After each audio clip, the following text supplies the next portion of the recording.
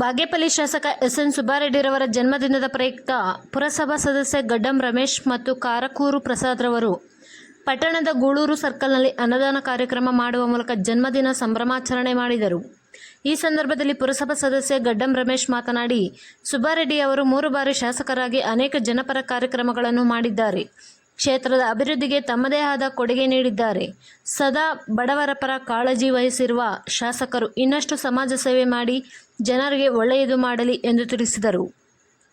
ಈ ಸಂದರ್ಭದಲ್ಲಿ ಕಾಂಗ್ರೆಸ್ ಮುಖಂಡ ಕಾರಕೂರು ಪ್ರಸಾದ್, ಮನೋಹರ್, ಆಟೋ ಸನಾ, ರವಿ, ಮಂಜುನಾಥ್, ಪ್ರಭಾಕರ್, ಮಂಜು, ಶಿವ, ಗಿರಿ, ವಿಜಿ, ತೇಜ, ಮುನಿರಾಜ್, ನರೇಶ್ ಸೇರಿದಂತೆ ಮತ್ತಿತರರು ಹಾಜರಿದ್ದರು. ವರದಿ ಬಾಬಾಜಾನ್, ಬಾಗೇಪಲ್ಲಿ.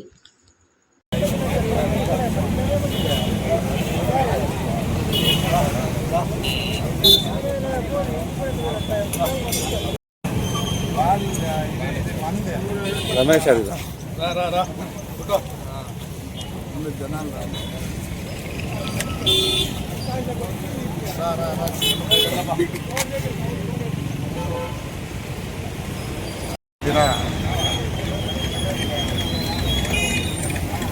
ಮೇ 7ನೇ ತಾರೀಕು ನಮ್ಮ ಎಸ್.ಎನ್. ಸುಬ್ಬಾರೆಡ್ಡಿ ಅಣ್ಣನವರ ಹುಟ್ಟುಹಬ್ಬದ ಪ್ರಯುಕ್ತ ಪ್ರತಿ ವರ್ಷ ನಾವು ಇಲ್ಲಿ ಅನ್ನದಾನ ಕಾರ್ಯಕ್ರಮ ಮಾಡ್ತಾಯಿದ್ದೀವಿ.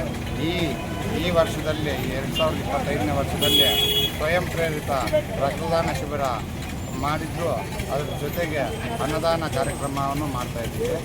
ಈ ಸರ್ತಿ ಈ ವರ್ಷದಲ್ಲಿ ಮ್ಯಾಕ್ಸಿಮಮ್ ಅಂದರೆ ಒಂದು 4,000ದಿಂದ 5,000 ಜನರು ರಕ್ತದಾನ ಮಾಡಿ ಒಂದು ರೆಕಾರ್ಡ್ ಮಾಡ್ತೀವಿ ಅಂತ ನಮ್ಮ ಕೈಚೆ ಇದೆ.